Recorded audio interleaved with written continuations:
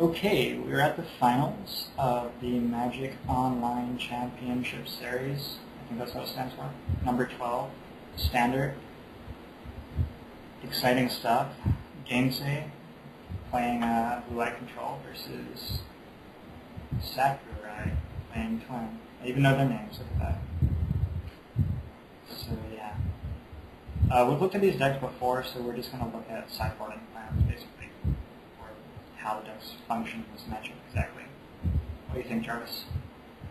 So, Gainsay probably wants Flash Freeze, Torpor Orb, Dismember, Misstep, and Celestial Purge. It's a full 8 cards versus Twin. So, Day of Judgment's pretty dead. And so is Leyline. So we need 3 more cuts here. Timely reinforcements. That seems terrible. 2 more cuts. I kind of want to cut some number of expensive planeswalkers. Yeah, I would probably Gideon is the least better than relevant. Karn. Gideon is better than Karn? Gideon's like a spell strike. They have to bounce it before they can combo off. You just +2 it every turn.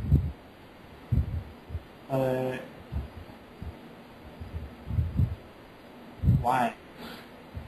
Can't they just combo off, kill it, and then kill you next turn? I mean, yeah, if you don't have another removal spell. Well, we're boarding out all of Day of Judgment and stuff. Yeah. I guess Gideon in play lets us tap out and stuff. Yeah. Except we're not going to really be tapping out. I don't know. Well, I guess we could tap out for Gideon. Specifically. I mean, okay, so we definitely don't want Elspeth, but then I'm just thinking about what the last card we cut is. I'm guessing a Karn makes sense. I mean, this is probably fine. We're kind of light on ways to win, though. Although I guess the idea is to just assemble, like, an unbeatable board state. Yeah, we can just win with Jace, probably. It'll take a while. Yeah. They're gonna do. I think that's how I would board. It's not like we really want any of these other cards. Yep, Right. nothing else. Yeah, looks good to me. And then Sakurai with Twin.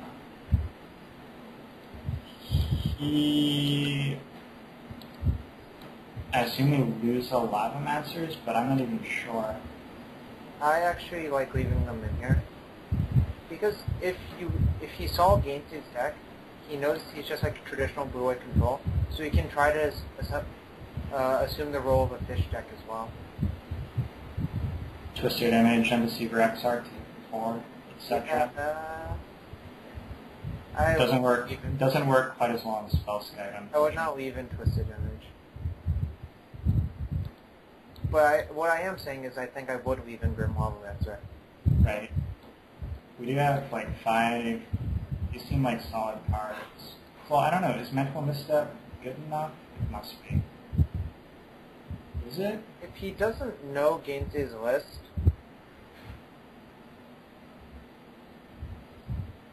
yeah, if he doesn't know Gainsay's list, he probably would board it.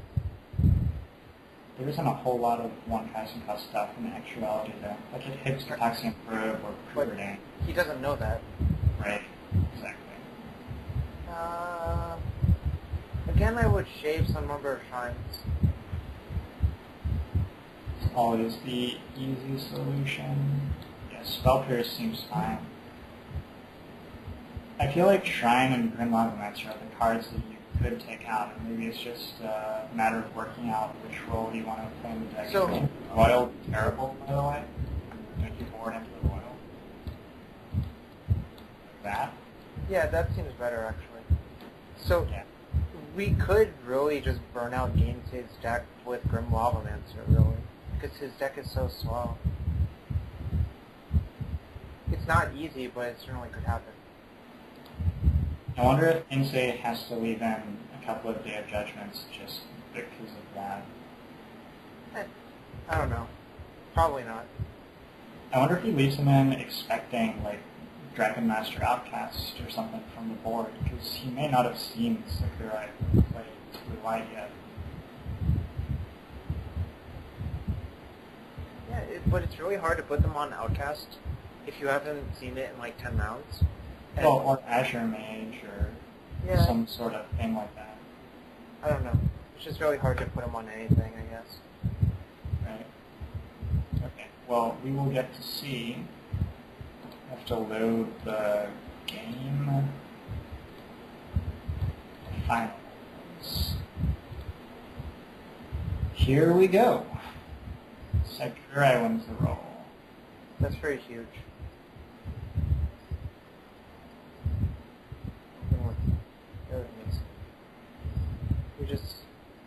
I hate that.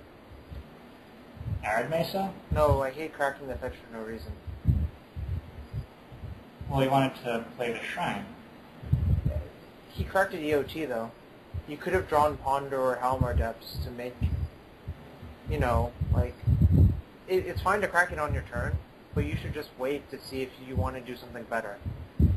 Okay, and you think Ponder or Halmar Depths is better than not drawing an extra land and getting to play Shrine? The amount it modifies is so little. I guess the 1 damage doesn't matter. Yeah, I don't know. Maybe it's fine. I don't know. It seems like they're both pretty close. But I think like the fact that we laid out which benefits are there is good.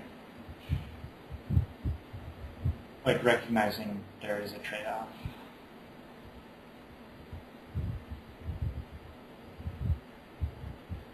We're roiling Jace. It's fine. What about doing that like end of turn? Because when you do it, well, when you do a sorcery speed, the guy just taps out for Jace again, so you're not ready to kill him. But if you just let him draw another card with Jace and then roil at end of turn, It's pretty gross, unless if you really wanted that Enter the Roil to resolve for some reason, but I don't see why it doesn't do that much. Yeah, it's probably not good.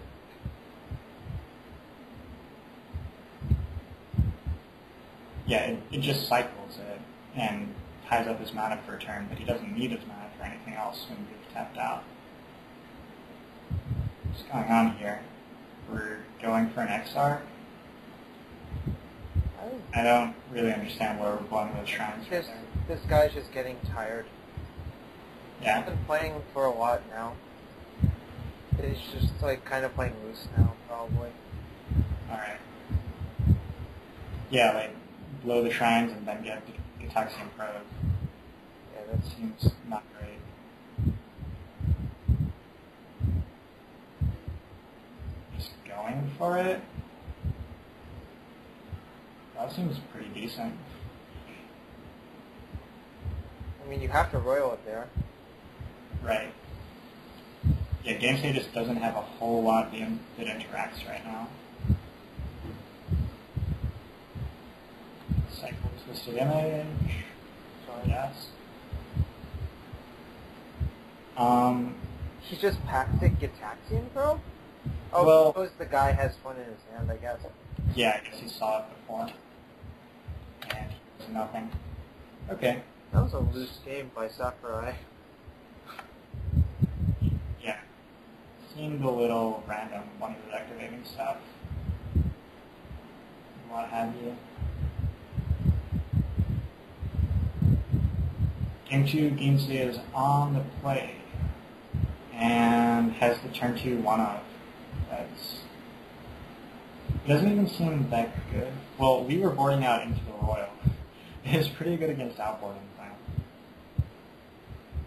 Did we leave in any way to deal with that? Attack them with Grim Wildlancer?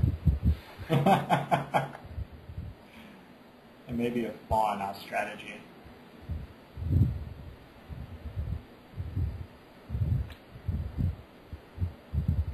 The thing is, it's much easier to board for Game 3 once you've seen what kind of hate they have. Yeah, although the Torpor Orb is only a 1-of, so... I mean, like, it's basically going to bring the into the royal in, and they're not even necessarily good. So this guy just weaves on all of the shrines all the time. I'm not sure how I feel about that. Well, they can't be that bad. I mean, they're never bad. It's just like, I feel like you can have better cards. So I think this game is going to go long, and Game 2 is going to win the grind fest. That's my prediction. I don't even know that it's going to go that long. I think it is. Ooh, stuff's happening. So we need a hell of a lot of stuff. You just did that on your own end step. Oh, so he It did doesn't seem Dave. Did leave a day of done treasure. That's so It seems counterintuitive. fine, right? Well, it's counterintuitive to me. Why not? And Elspeth. Alright, so I have no clue how Game 2 boarded. Elspeth doesn't make any sense to me. The day made some sense, but Elspeth, no. I guess it's just a really quick flop, but Kind of? Yes, It it's forces you to tap out, though. It's like so much mana to tap out, whereas like this matchup is kind of like a mana war as well. yeah. But we're just dead. I mean, it looks like that match he got turned to one of Torpor Orb, and that was the entire game, sort of. A lot of the other cards he played didn't seem great for the matchup without the turn to Torpor Orb. So I am going to guess that Sakurai did board out his into the Royals, and just died as a result of it. Huh. But obviously I can't tell. Well, he went fishing with Shrine of Piercing Vision before he needed to, right? Yeah, it's loose. If he's looking for Into the Royal, I would expect him to wait until like his opponent taps out for Elspeth, for example. Yeah.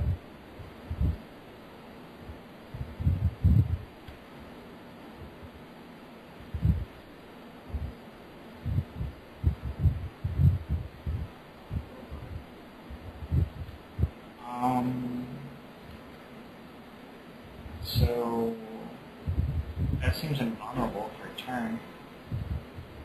And it's in play, and it's game 3. Oh my god, Infinite Clerics. Are we just gonna go for it into 3 mana? No. We're gonna Why hit did for we one. just- Why did we just bust Shrine? I don't know. This guy... I don't know. I don't know what goes through this guy's mind. Maybe he had to go for work or something, and his friend is playing. Do we have to spell? Dispel the mental misstep. So we get to hit for 3 this time. Yeah, we're getting in there with our guys. I don't know, it just looks like he doesn't... He's not playing the matchup the way I would expect him to play the matchup. You mean he's playing poorly? Well, I don't know. That assumes that the way I would play the matchup is good. But yes, I could also say that he's playing poorly. He's attacking into Celestial Colonnade. And then, what? That's like mediocre at best. I understand why he did it, but I just think it's not good. Yeah. We're definitely going to get punished here. Well, you know who won, so... And... I know, but like, Game 2 still had like 4 cards in hand and a bunch of mana that he was going to untap into. And after that, Sakurai has no cards in hand, and Karn is just game over. So if I'm Gainsay here, I just keep exiling with Karn until I have the combo assembled, and then start the sub-game.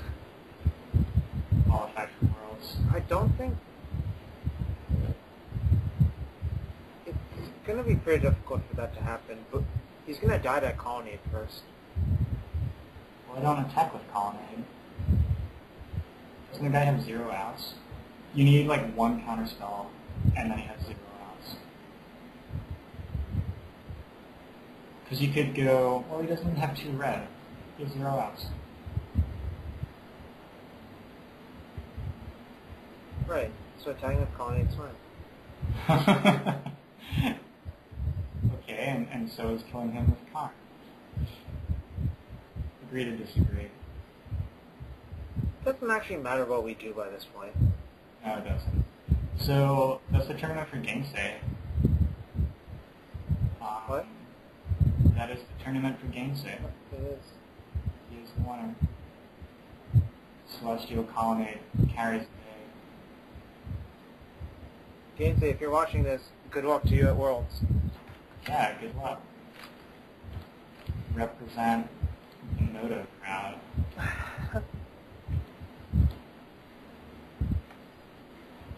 So, let's just like wrap it up now. We could do a separate wrap-up video, but let's just wrap it up now. I'm really tired. We saw 3 blue-white control decks. Paramount's Essential, 2 Splinter Twins, and 2 Mono Green in the top 8. Yep. The blue-white decks all seem to be completely different philosophies, which was quite interesting to see. Pretty much, yeah. The Mono Green decks, too, were built quite differently. And then Ascension is Ascension, so that was different from everything. The only decks that really were similar were the 2 Splinter Twin builds. But we were talking about how you can like hybridize Splinter Twin with Ascension too. So there's all sorts of variation in Standard right now, not just in like archetype, but also within the archetypes. It seems like there's a lot to play around with. And then like there were all these decks that didn't make the top 8, like Mono Red. There was also Black Red aggro. Tempered Steel is an outlier. What else is Valakut? There was a British Eldrazi ramp deck that had Punish on it. The ramp deck. Jeremy Ross 10th place. It's like Cool. Hunt Shaman Eldrazi ramp. Alright. So we should have a link to the top 16 deck lists. I'm going to have the top 8 just written there. But I'll put a link to the top 16. It Or actually maybe I'll goes just... all the way down to top 32. Oh, cool. Yeah, I'll put a link to that. And... we're pretty much all done, right? Do you feel like Gainsay, like... I don't know, I felt like Gainsay played very solidly in all the matches I watched. It didn't seem like... seemed questionable, but besides that, it's like fine. He hit turn 2 Torpor Orb last game. It's one of... That was nice. But other than that, I feel like the deck seems like fine. solid. I think it's exciting. You get to play Karn, man. Lots of decks can play Karn. But they don't have him in the deck. This one does. What is there to like take away from this list? Like, why did this list win? Pretty sure it just won because Gainsay knew his deck better than Yeah. most people. He seemed to pilot it very well. He seemed not to be playing too loose. Besides the boarding, like you were saying, he seemed to not be playing super loose, even in the finals after a really long tournament. I really like the main deck Gitaxian Probe. Is that normal for blue-white? It's not. Bing did play Gitaxian Probe in a PTQ that he lost in the finals in at GP Providence. It was a Stoneforge Squadron Hawk deck, so you wanted Gitaxian Probe versus Twin and other blue-white decks, so you know when you could tap out safely, essentially. So that was like the only other blue-white list that had Gitaxian Probe in it. I really like it. Yeah, it's like fine. There was one other blue-white list in this top 8 which had Gitaxian Probe also. Which one was it? No, I don't see it. I just searched for it. Okay, I'm wrong. Looks like I'm wrong. I must have just watched 2 of his matches and thought it was a different deck. Probably. So, I really like that. Maybe people should test that out in their blue-white builds. Well, the format... One of Jace's engineers. It's only relevant for one more tournament next Saturday. Yeah, but I don't know. If you're watching this and it's not for the tournament next Saturday, you must just have a lot of time on your hands, which is cool. I do too. But if you are watching for next Saturday, then that's something to look at. I actually think one of the more innovative decks was the 11th place blue-black controlist. Yeah? I know that guy, kind of. He's from Kentucky. And the guy who built his deck sometimes posts on Good Gamery. It has Druidic Satchel in blue-black. I did see that playing during this list. Yeah, he said he punted twice playing for top 8, I think. Sounds about right. That's right. I mean, if he played better, he would have made it. I like his list a lot. It seems very, very well constructed. One thing I've noticed about the format is Nano League. Nano League seems like it's all over the place. But It's a necessary evil. the control decks don't actually seem that good at supporting it. It seems like, well, I've been playing Valakut, and I play around Nano League a lot, and I feel like it wins me lots of games. I wonder if other people who play Valakut just don't realize you can play around Nano League most of the time. The way I play blue decks in this format is I counter their acceleration with weak most of the time. Right. And if they're more creature heavy, I just try to kill all the kind of guys as well instead of trying to wait for a bigger guy. Okay. I was about to suggest that the mono green decks, I really feel like Jiraga Tree Speaker might be a good option because even as an aggro deck, that lets you play around Mono League a decent amount of time. Yeah, like it's fine. The only issue is if you level it up and then you get your guy killed in response, it's pretty terrible. But it's easy enough to see that coming. And also a lot of the green lists don't have a turn 2 play anyway. Yeah, I guess kind of. And if you're going to play Llanowar Elves as well, then the third level of it actually is relevant. I think you should probably play Llanowar Elves as well. Yeah, probably. If you're gonna play a Green Sun Zenith list, at least have a one-off. I think it would be cool. That's my insight.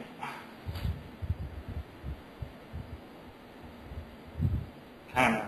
The format's growing on me a little bit, watching good players play good decks, but probably I'm not gonna play it anymore. I'm not qualified for the championships. Yeah, you can wait to break a new format. Yeah, play it once it's Jarvis. Okay, cool. Thanks, Jarvis. Alright. Yeah, and we'll have these up online as soon as possible. Probably before you are watching this.